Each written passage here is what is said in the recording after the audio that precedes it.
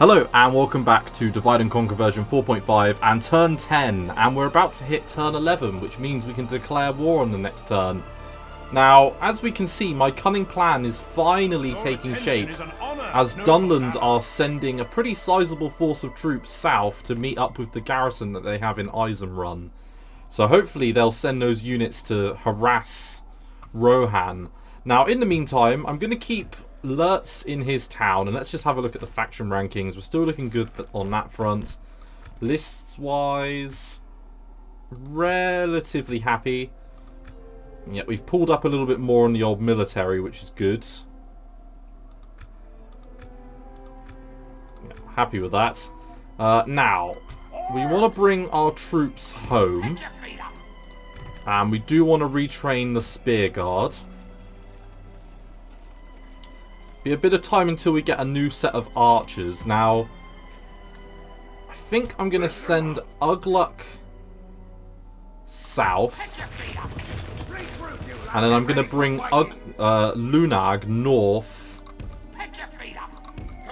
because I want him to take command of the garrison at Isengard in a moment. Now, Saruman is going to take all of his troops and move them out. Saruman's got pretty amazing skills, really. He's got decent dread, etc. And he's going to have a decent enough army. Ugluk's got a fairly good army in the south. I'm just going to reinforce Saruman with these units here, and then send the small amounts of units that I have left in the fort. Now, we're still making a profit of 33 a turn, which is crazy, to be honest. I wasn't expecting to still be making a profit. No sleeping here.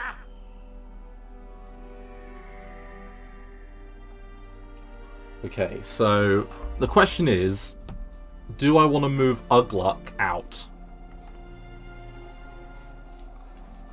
and have him sort of stand here and try and block off the routes westward? I mean,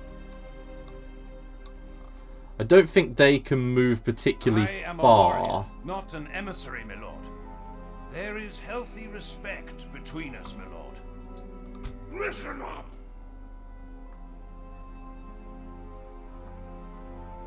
If we could maybe lay an ambush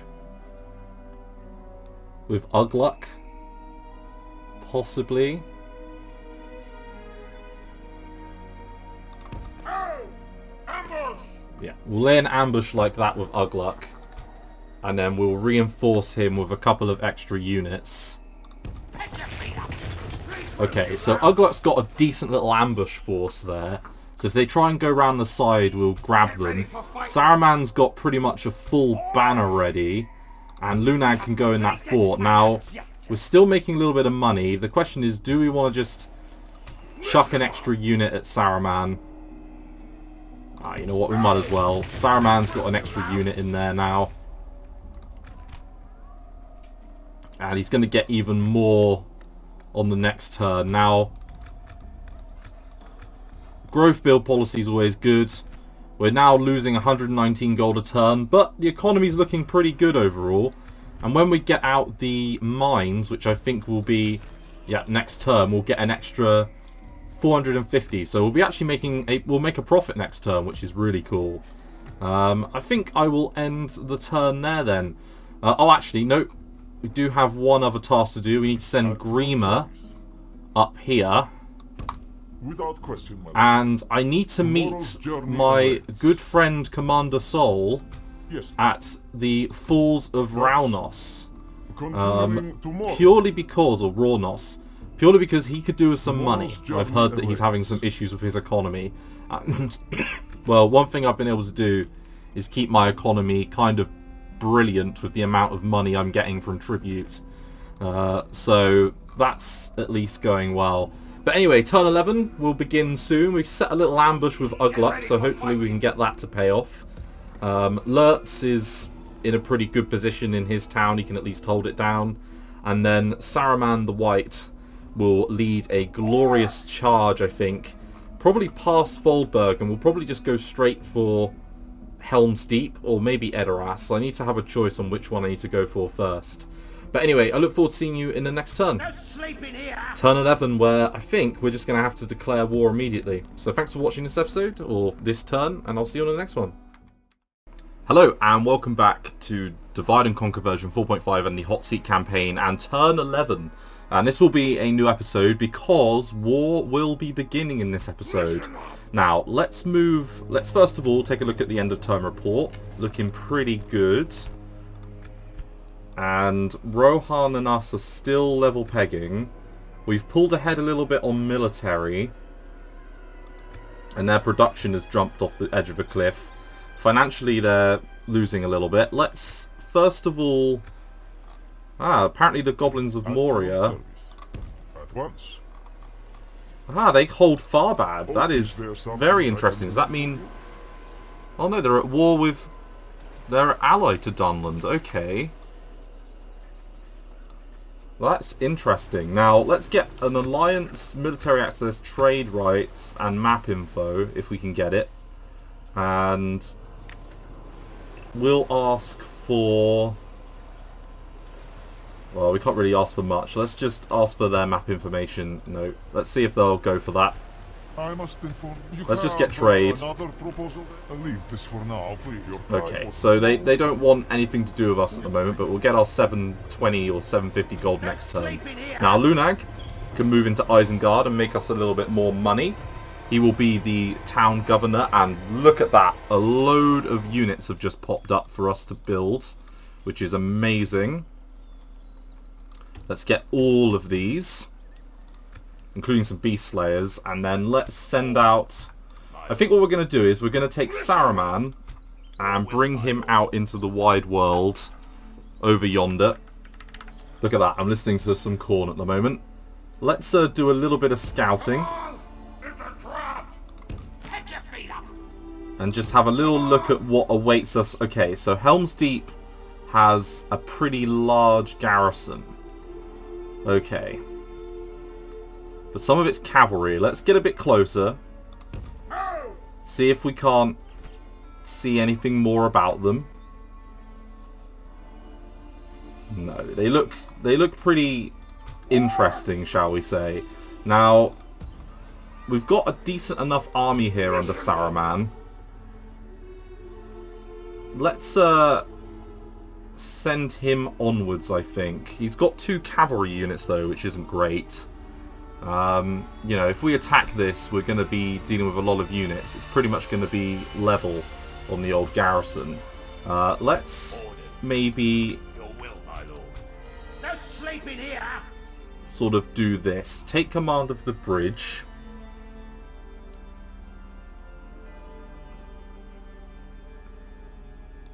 Let's take Saruman, move him forward 1 spot, and then take all of these guys and move them over like so, and then take Ugluk. Yeah. So we've got 2 pretty large armies here now. Now, the question is, do we just go straight for it, or do we leave Ugluk maybe a little bit behind? We could possibly hide Saruman and his army. No sleeping here.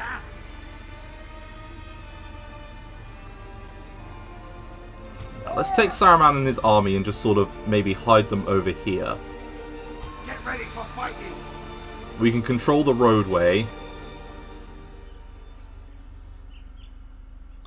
Pick your feet up. Yeah, you can hide there. No sleeping here.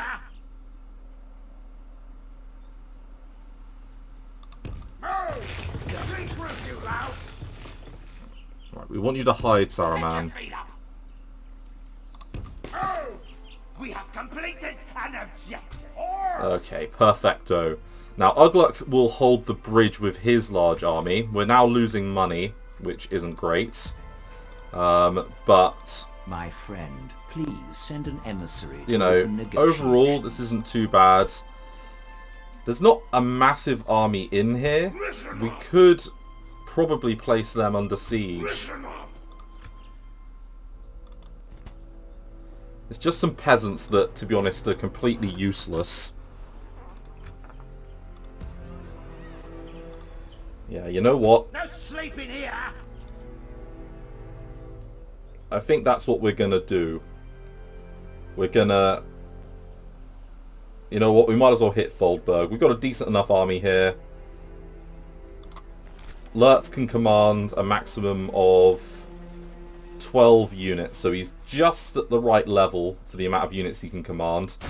Let's attack. Kill them all. Destroy them. Is that what you want? Okay, and we are not now friends with Rohan. And that will impact our economy just a little bit. It will indeed. And I think, to be honest, that's everything this episode. We could maybe move these archers up. Maybe. But I want to keep a little bit of a garrison down here, just in case anything sort of comes up. Now, we aren't building anything in the town now. We've got our mines up, so that impacts our economy quite nicely. Now, I would probably like a spy. I don't know whether or not I can get a spy. Can I get spies? I got diplomats. What building will give me spies? Ah. How odd. I was expecting to see spies as an option in one of these buildings. Let's go to the building manager and just have a little look. Do we not get access to spies out of here? I mean, if we don't, that'll be a bit of a kick in the teeth. Slave pit, Melkor. Don't we have a spy building? That's really odd. Okay, well, in that case, I think what we're going to do is we will get something that can give us more units, I think. Yeah, like the Chieftain's Hall here. Or maybe the Armory. Yeah, let's get the Armory so that we've always got a little bit of a garrison at Isengard. And good old Ugluk is now leading a pretty decent force to attack Foldberg. What are we dealing with? There's some Rohan bodyguards there under Aldwulf. Erkenbrand has Helmingas, but both these units are pretty shocking. And Saruman the White is waiting in the wings to attack this Rohirrim Fortress of Helm's Deep. But anyway, I think I'm going to call it an episode here. Thank you very much for watching, and I look forward to seeing you in the next one when we will attack fully. Hello and welcome back to DAC version 4.5 and the Hotseat campaign. And as you can see, we've got a trade request here from our good friends the Ar-Adûnâim. And I'm going to make them an offer and give them a little bit of gold to help my ally Commander Sol with his issues. Now, there's been some developments. Saruman and Ugluk are both dead. Yeah. I don't really... We're fucked. It's a good job I can take this in good humour. But yeah, we are well and truly completely fucked. So I'm not really sure what to do, to be perfectly honest. At once. I have had an interesting request from Izzy to join them. So I'm not sure whether or not we should do that. Maybe Lunag is secretly a great-great-great-great-grandson of a Gondorian general that once stayed and lived in Isengard. Possibly. I mean, it's difficult because I could upset the balance of the whole game if I switch sides, but I mean, I'll just demonstrate this. Lunag, or let's just send this crappy little group of archers. As you can see, there is a massive army still in Foldberg.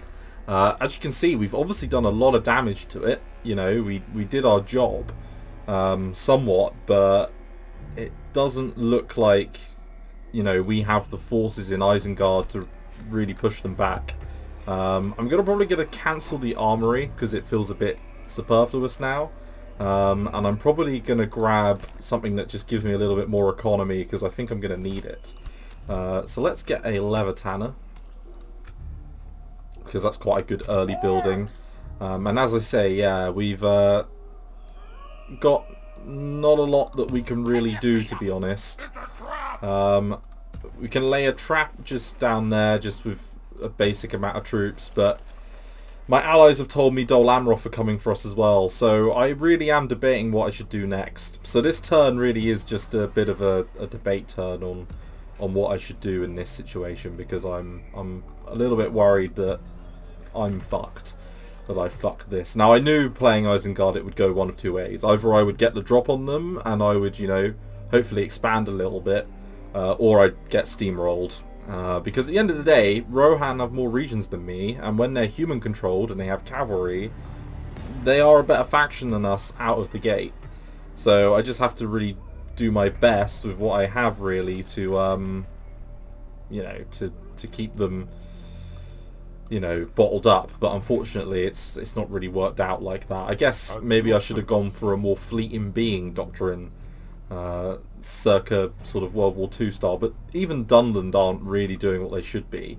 I thought they would move up a proper army and then cross the river, but looks like I got zero support from them. Unless they did attack and they've beaten them back as well, but I think that's unlikely. But I think I'm going to call it an episode there. And I've got a decision to make on whether or not I want to join Rohan or stick with my allies for a little bit longer. At the end of the day, I do make a lot of money. So because of that, I mean, in fact, there is an opportunity just to make a little bit more money from Is there something I can do for you? these guys. So let's get trade rights. Do not think our people Yeah, we get 750 gold from that, which is good.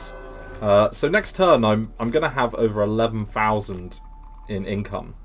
So you know, I am a money-making machine for the moment, but you know, it's gonna be how many turns until I can rebuild some more units. It's gonna be quite a lot of turns before I can build up an army. So if they hit me now, I'm fucked.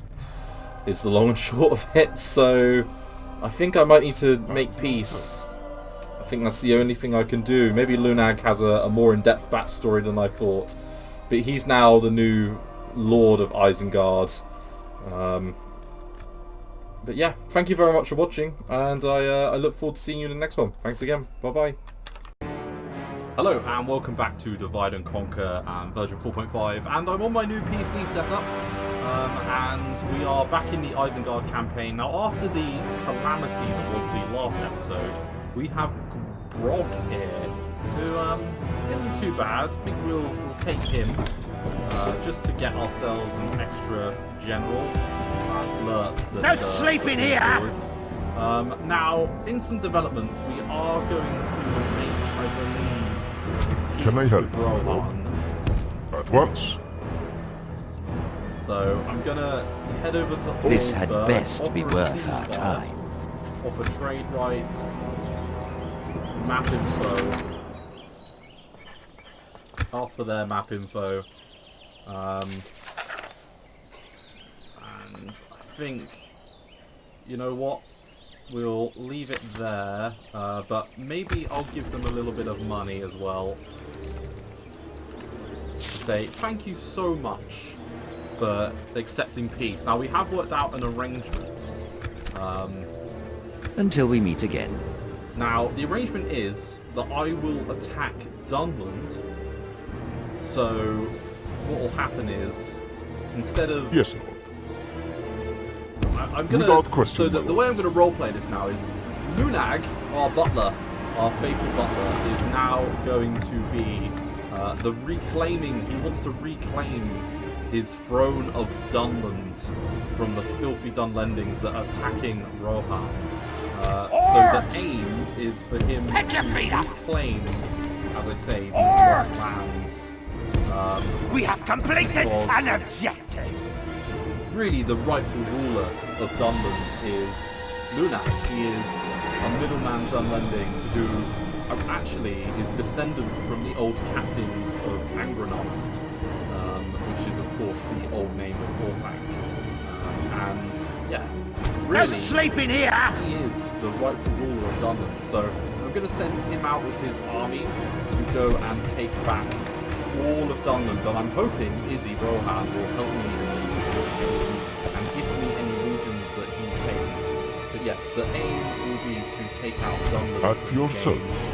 Pretty much. Speak to our dignitaries. But that's it for turn. It's a very quick one just to tell you what the situation is. I have made peace with Rohan. We've done it on our Discord. And yeah, I'm looking forward to seeing what we can sort of do as a dual alliance against the evil of Mordor. Lunag wants to position himself as the king of middlemen. That is his aim, as the great butler of Orthanc. He secretly despised Sauron, or did he? But anyway, thank you very much for watching this quick turn, and I'll see you on the next one. Hello, and welcome back to Divide and Conquer version 4.5 and the Hotseat campaign turn 15, I think. And we are going to accept this.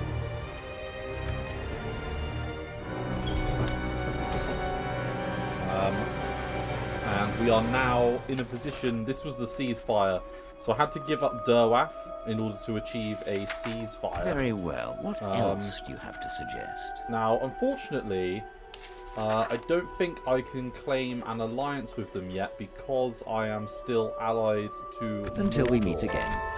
But we can get a Brawler's Pit, that's really good. We've reached Dunharrow. And we have achieved peace with Rohan. Because, unfortunately, things didn't exactly go well, to be honest. So, Get ready for fighting! yeah, we're in a bit of a sad state of affairs at the moment. Now, Lurtz Pick your feet up! is a decent enough general. And if we can build up a decent enough army, we can bring war to Dunland. Now, we are going to be losing a little bit of money next turn. So I'm thinking, what should we build next? Maybe a Warg breeder, because we can get a little bit of cavalry out, and that's the end of the turn effectively. So thank you for watching. Unfortunately, Lunag needs to build up some forces before he can head on out and make war with Dunland. So thank you very much for watching this one, and look forward to seeing... Oh, actually, you know what? Let's move the Yes. diplomat, because we are needing to Without just question, my move the lord. diplomat south. Tomorrow's journey away. and Can I help, my Shagdush lord? is needing to make his way over towards Opening Mordor. talks with the foreigners. I think that is everything. Listen up! Yeah. So, yeah, thank you very much for watching. I look forward to seeing you in the next turn, turn 15.